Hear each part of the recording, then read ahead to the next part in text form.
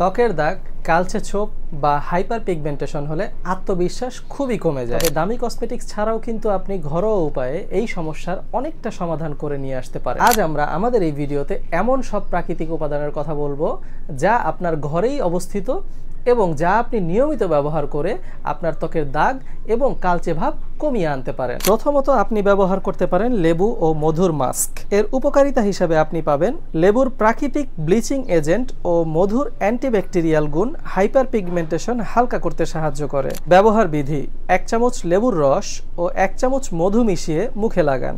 15 থেকে 20 মিনিট পর ঠান্ডা পানি দিয়ে ধুয়ে ফেলুন। সপ্তাহে 2 থেকে 3 বার ব্যবহার করুন। সতর্কতা: লেবু ব্যবহারের পরে রোদে না যাওয়াই ভালো, কারণ এতে ত্বক আরও সংবেদনশীল হয়ে পড়ে। কাঁচা হলুদের পেস্ট। উপকারিতা: হলুদে থাকে কারকিউমিন নামক এক ধরনের উপাদান যা ত্বকের প্রদাহ কমায় ও দাগ হালকা করে। ব্যবহার বিধি: কাঁচা হলুদ বেটে সামান্য দুধ মিশিয়ে পেস্ট তৈরি করুন। দাগযুক্ত স্থানে লাগান ও 20 মিনিট অপেক্ষা করুন। এরপর হালকা কুসুম গরম পানি দিয়ে সেটি ধুয়ে ফেলুন। টমেটোর প্যাক। টমেটোতে থাকা লাইসোপিন স্কিন টোন সমান করে এবং স্যান ট্যান দূর করতে সাহায্য করে। ব্যবহার বিধি: একটি টমেটো ব্লেন্ড করে রস বের করুন, তা সরাসরি ত্বকে লাগান আর শুকিয়ে গেলে সেটি নর্মাল পানি দিয়ে ধুয়ে ফেলুন। দুধ ও বেসনের প্যাক। দুধ ত্বক উজ্জ্বল করে এবং বেসন ডেড স্কিন সেল দূর করে। ব্যবহার বিধি: 2 চামচ বেসন, 1 চামচ কাঁচা দুধ, সামান্য হলুদ মিশিয়ে প্যাক তৈরি করুন। মুখে লাগিয়ে 15 থেকে 20 মিনিট রাখুন।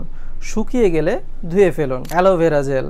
অ্যালোভেরা ত্বকের ক্ষত সারায় ও দাগ হালকা করতে সাহায্য করে। ব্যবহার বিধি: অ্যালোভেরা পাতা কেটে ভেতরের জেল বের করে তা সরাসরি ত্বকে লাগান। সারা রাত রেখে দিন, সকালে ধুয়ে ফেলুন। কিছু সাধারণ পরামর্শ: রোদে বের হওয়ার সময় সানস্ক্রিন ব্যবহার করুন, যেটি কিনা SPF 30 বা তার বেশি সম্পন্ন।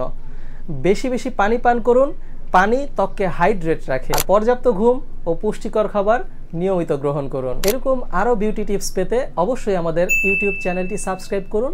আর যদি আপনি ফেসবুকে এই ভিডিওটি দেখে থাকেন তাহলে ফেসবুকে লাইক করুন। আর যদি ইনস্টাগ্রামে দেখে থাকেন তাহলে অবশ্যই আমাদের ফলো করে পাশে থাকুন।